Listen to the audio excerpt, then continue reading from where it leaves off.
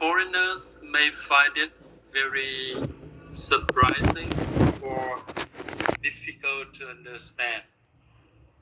Why suspicion of a strong government? Suspicion. You know the word suspicious? Chữ tức là nghi ngờ. Why there is suspicion of strong government? It is a very, very strange thing, because you often think that all people are proud of their government, especially if their government is strong, is powerful. But why here? It is said that American people are always suspicious of a strong government. That sounds very odd, right? So what it is? Anyone can explain for me? Why? Why American people are suspicious of their strong government? Everyone wants their government to be strong or to be powerful. But why American people are suspicious? That is an interesting thing.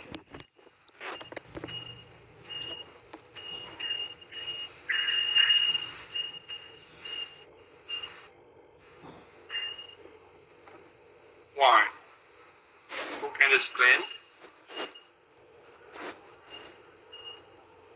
It is true that if you observe, and you can see that American people are always very critical about their government, about their president, or about some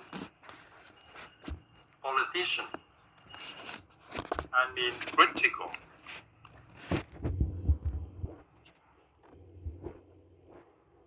They seem to be always critical about their government, about the president. And that is normal to see in America.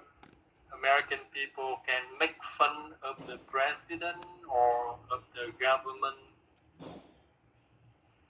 on the newspaper or on the radio and television. That is something very usual, normal in the United States. And it is true that American people are very, very critical of their government. Why so? Because American people think that the function of the government is to protect American people. I vote for you so that you serve me. I vote for you so that you protect our individual freedom. Certainly, I don't vote for you so that to control me or so that you interfere my life or interfere my individual freedom. I vote for you because I want you to serve me. I want you to serve us.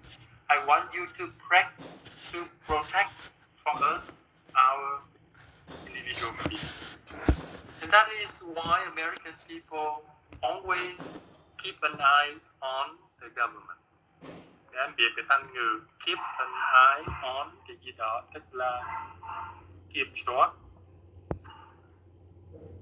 để mắt tới, để ý tới cái gì đó. So American people think that I vote for you so that you have to have me to protect me and to protect our individual freedom.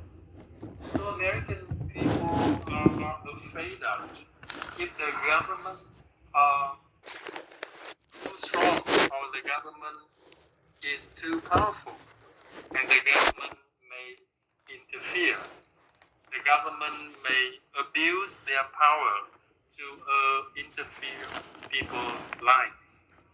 And that is why they are always very critical about their government, about their president. You get the point? It may be very strange for people in other countries, because in some other country, people are taught to look up to the leaders, or admire the leader just like a saint. But in America, it is different. American people think that you have to serve us, the people, and that is the reason why I vote for you. So of course, all people want their government to be strong, powerful. That is reasonable. But American people are also worried that the government is strong. That's good, but strong enough, not too strong, and then too strong, and they may become a threat to their individual freedom. So they always keep an eye on the president or on the American government to make sure that the president and the government serve them, protect for them their individual freedom. And again, you can see how important, how essential individual freedom to American people. That is the most essential value in the United States, and American people cherish that value.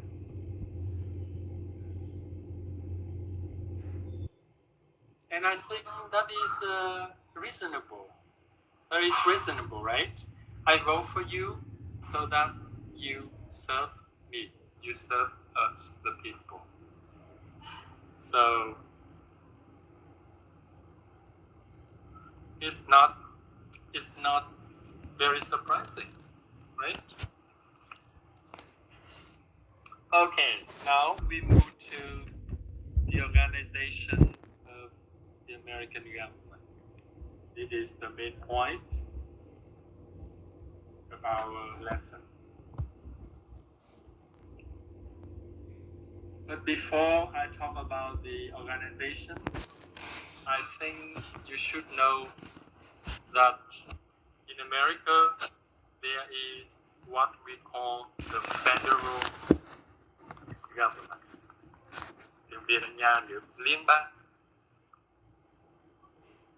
It means national government. We are talking about that. But also remember that in America there are 50 states, and each state has its own government too. And the state government is similar to the federal government in organization. So if we learn how the federal government is organized, and we also understand how the state government is organized too, because they are the same, right? Remember, the United States is a very, very large, very big, very large country, and they have 50 states. So each state has its own government too, but their organizations are similar. So first of all, you should remember that the American government is divided into 3 separate branches. Được gọi là 3 cái ngành.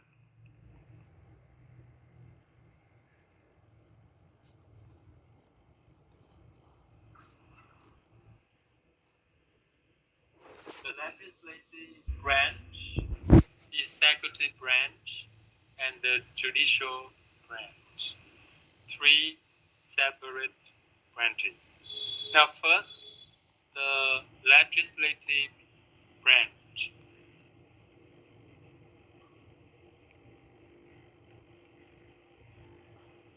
Or you can call it the lawmaking So you can see here law making. So you understand that the legislative branch make law. So that is the function of the branch, to make law. Cho nên tiếng Việt người ta gọi là ngành lập pháp. It means it makes law. The legislative branch is also called the Congress. Tiếng Việt mình gọi là Quốc hội.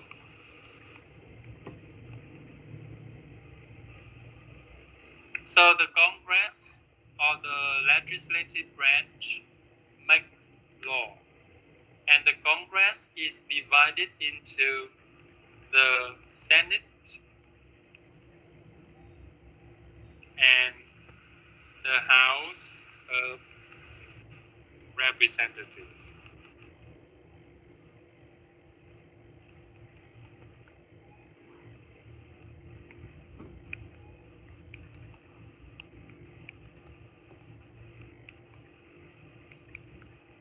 Sometimes people just call the House of Representatives the House for short.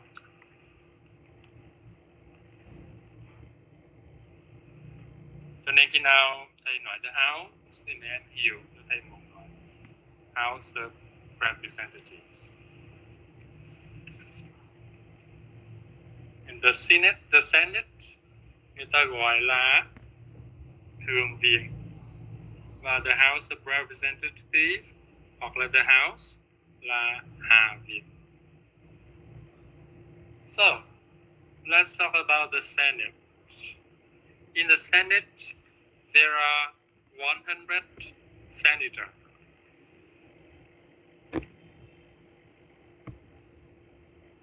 Senator mình hiểu là thượng nghị sĩ. So you can see a very beautiful number here, 100. You can understand that there are 100 senators because in America there are 50 states and each state can have 2 senators in the Senate. So 50 states and we have very beautiful number, 100 senators.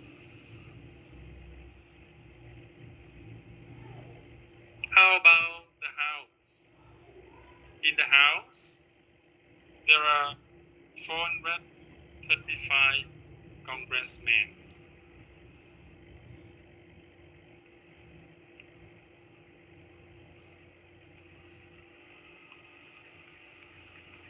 Congressman ta gọi là dân biểu. So 435 congressmen. Why?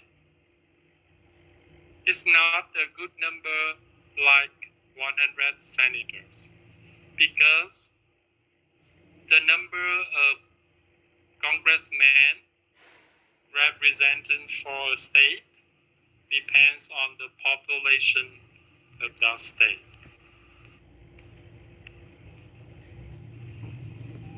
The state with more people will have more representatives in the House.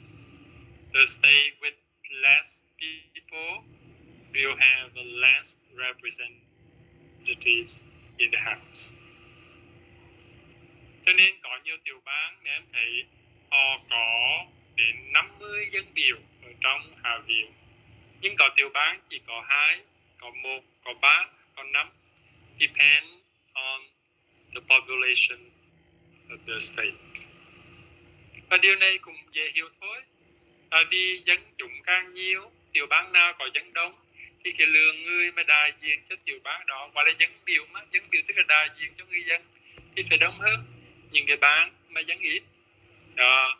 Cho nên khi mà bầu cử á, là những cái tiểu bang nào mà đông dân thì sẽ có nhiều dân biểu hơn và sẽ có cái ảnh hưởng rất là lớn vào cái lá phiếu. Và đó là điều hiển nhiên như vậy nên thấy có một sự sắp xếp rất là hợp lý là gì? Trong thượng viện thì đều hết tiểu bang lớn hay là nhỏ, đông dân hay ít dân, thì tiểu bang nào cũng có hai đại diện nằm trong the Senate.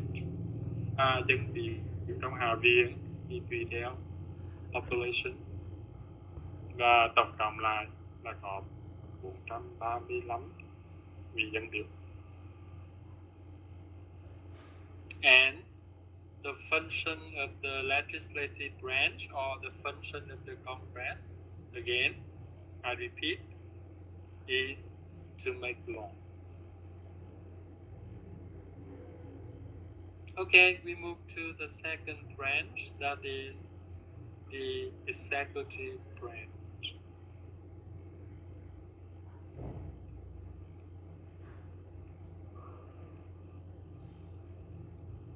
Executive branch in Vietnamese we say cơ quan hành pháp. Hành tức là thực hành, tức là carry out the law. The law that the legislative branch make, and then the executive branch carrying out the law.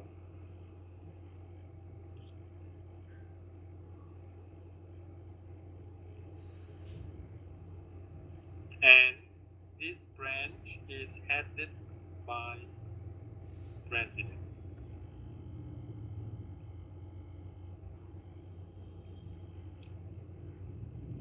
Như vậy ngang đây thầy phải dừng lại để mà lưu ý nhé. Cơ quan hành pháp đứng đầu bởi tổng thống. Như vậy có nghĩa là the president belongs to the executive branch only. Trong cái quá trình làm luật thì đương nhiên cũng có cái vai trò của ông president, nhưng mà cái cơ quan mà làm luật chính vẫn là cơ quan legislative branch, vì ông tổng thống chỉ là người đứng đầu của cơ quan hành pháp mà thôi. So when the president does something, they need the support and the approval of other branches, because he is only the head of the executive branch, but not legislative branch or judicial branch.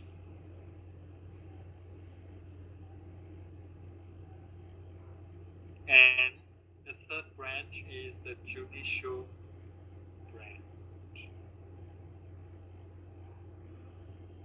Ta gọi là ngành tư pháp. Tư pháp. So you can know their function is to settle dispute or conflict. Dispute means conflict. The judicial branch settles disputes, conflict through court cases, tức là tòa án.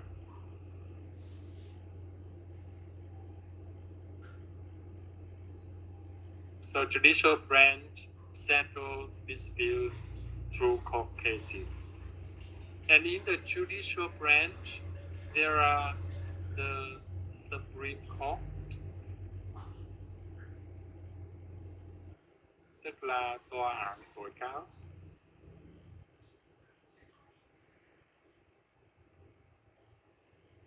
Tức là tòa án cao nhất. Và trong tòa án tối cao, there are 9 judges. They are very, very prestigious people, and they work for life. Nếu như em nào vào thăm cái tòa án tối cao thì em thấy luôn luôn có 9 ghế, có nghĩa là trong đó gồm 9 cái vị judges, very important persons. Besides, there are smaller, lower national cost. Ví dụ như là những cái tòa án ở cấp liên bang, những cái tòa án địa phương, thì thầy gọi chung tất cả những tòa án cấp thấp hơn đó là lower national cost.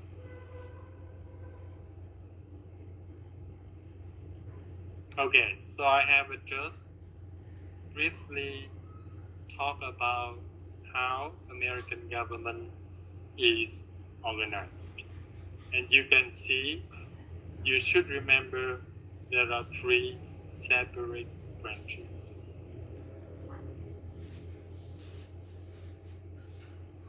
Now, I have 2 questions for you. The first question is, why the American government is divided into 3 branches?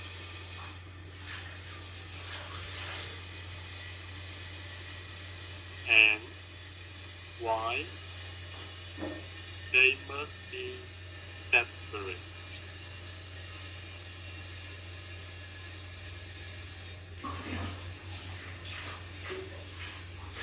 Okay, it's now for you to answer my questions. Why it is divided into 3 branches and why they are separate? Why they work independently or separately? Now, tell me.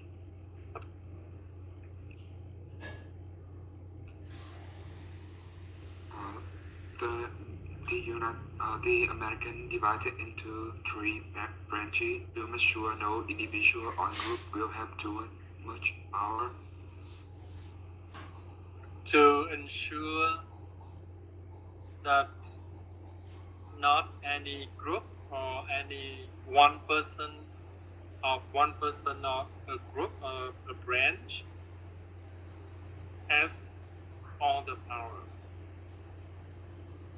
Yes. Or we can say they want to divide the power. Or they want to balance the power. But can you tell me why? Why they want to divide the power? Why they don't want all the power in hand of one person or one branch? You can continue. Why? Because they are afraid that if the government grows too powerful, it will affect their individual freedom. But why they don't? Why do they have to divide the government into 3 branches? Why don't they organize into just one branch, for example? But why they have to divide it into 3 branches? Because they don't want all the power in hand of one person or one branch. They want to divide the power and give part of the power to each branch only, but not all. Right? Because that would be very dangerous if you give a man all the power. For example, you give the president all the power. That would be very dangerous because in case that man become a dictator, and that will be very bad for the whole country. That dictator. So they just give one branch part of the power only. They don't want all the power in the hand of one person or one branch. Nếu như mẹ em tính ý thì mẹ em thấy nhận ra điều này rất là phổ biến, đúng không? Trong lớp mẹ em thường thường có lớp trưởng và có thêm 2 lớp phó. Trong một công ty thường thường có giám đốc, có thêm 2 phó giám đốc nữa, chứ không bao giờ mà người ta để all the power is in the hand of one person, like the monitor or the manager or the director in a company. Trong lớp em có một lớp trường, em có 2 lớp phó nữa để chi? Để mà ví dụ cái thằng lớp trường khẳng định là làm cái gì đó làm quyền sai trái có ảnh hưởng xấu đến lớp, thì 2 cái thằng lớp phó sẽ cooperate with each other and ask the monitor to stop. Hoặc là một cái thằng lớp phó thằng dự định làm cái gì đó ảnh hưởng xấu đến lớp, thì cái thằng lớp trưởng và cái thằng lớp phó kia sẽ hợp tác với nhau để mà bắt cái thằng lớp phó đó dừng lại. Chứ còn you give all the power to one person, and that would be very dangerous, right? So they want to balance, they want to divide the power. Bây giờ luôn tiền ăn đấy thì thầy dừng lại thì thầy lưu ý em một điều, lớp nào thầy cũng dặn cái điều này cả. Lớp mình thì chưa xảy ra, nhưng mà những lớp khác có một vài em khi thầy hỏi câu hỏi này thì em lên em vô được cái bài đọc và em chép một cái đoạn, trích ra một cái đoạn trong cái bài đọc đó liên quan cái điều mà thầy muốn hỏi. Không tiền thầy nhắc em một điều này, sau này cũng vậy, khi mà em làm bài kiểm tra hay là thi cử, khi mà thầy hỏi một câu hỏi nào đó thì thầy muốn kiểm tra xem thử em có hiểu cái phần đó trong sách hay không, và em phải trả lời câu hỏi của thầy bằng cái cách suy nghĩ, bằng cái cách lập luận, bằng cái ngôn ngữ của em, chứ không phải là em trích dẫn một cái đoạn trong sách nói về cái chuyện đó. Tại vì câu hỏi của thầy nó có thể dính dáng tới cái đoạn đó, nhưng mà phải dính dáng một cách trực tiếp tới cái đoạn đó. Cho nên giống như cái bàn thế này, bạn trả lời như vậy là được, tức là bạn dùng cái hiểu biết của mình để bạn trả lời câu hỏi của thầy, chứ bạn không có đọc lại cái câu, cái đoạn ở trong sách. Sở dĩ mà thầy nói như vậy là bởi vì khi mà làm bài kiểm tra thì có nhiều em mà sinh viên của mình hay có cái thói quen như vậy, tức là không có dùng cái hiểu biết của mình để mà giải thích, để mà trả lời câu hỏi, mà mấy em cứ vô trong sách rồi mấy em chép cái đoạn ra. Thì nếu như mà sau này làm bài kiểm tra mà em nào chép cái đoạn ra, nếu may mắn mà cái đoạn đó nó liên quan tới câu hỏi của thầy thì sẽ được điểm, nhưng mà không bao giờ được điểm tròn hết. Có thể được 1/3 hoặc là 1/2 điểm thôi. Thầy không bao giờ cho điểm tròn với câu trả lời mà lấy nguyên văn một cái đoạn văn ở trong sách như vậy. Bởi vì sao? Bởi vì thầy sợ cái đoạn văn ở trong sách mẹ em không hiểu, cho nên thầy mới hỏi. Mà mẹ em không có giải thích, dùng cái lời lẽ của em không có làm simplify lại, mẹ em lại lặp lại cái phần đó, cái phần đó trong sách thì không. Vì chính vì thầy sợ cái đoạn đó trong sách họ biết em không hiểu, cho nên thầy đặt câu hỏi. Cho nên với cái câu hỏi như vừa rồi, nếu như sau này kiểm tra mình thầy hỏi vì sao mà chia làm ba như vậy, thì như em nào trả lời là bởi vì thầy chỉ cần có chữ divide the power, thầy chỉ cần có chữ balance the power là em nói được điểm tròn. Còn em nào mà lấy một cái đoạn trong sách trích dẫn ra đưa vô đó thì sẽ bị, nếu như may mắn mà hàng trúng thì cũng, nhưng mà cũng không bao giờ được điểm tròn. Thầy lịch sử gì thầy nói như vậy là vì năm ngoái khi mà kiểm tra trên mạng, năm ngoái không đi học dịch bệnh cho nên kiểm tra trên mạng thì có nhiều em làm bài xong rồi là khi nào cái tâm lý của người làm bài là em cứ nghĩ là chẹp đoạn trong sách rồi mà đi đăng mà lại điểm thấp được, em cứ nghĩ là đúng thôi, nhưng mà đến khi phát bài ra thì em bị điểm thấp, em thắc mắc vì sao em bị điểm thấp, thì thầy cũng có thời giờ mà đi giải thích về cái chuyện là được. Tại vì điểm thấp là bởi vì em chẹp một cái đoạn trong sách, chứ không phải đó là cái hiểu biết trong đầu. Thầy nhắc là như vậy để sau này em tránh cái điều đó. Cho nên đối với câu hỏi vừa rồi em chỉ cần trả lời cho thầy mấy chữ thôi mà em lại được điểm tròn. Còn em viết một cái đoạn rất là dài dòng nhưng mà chưa chắc là được điểm. Thầy nhắc cái điều đó.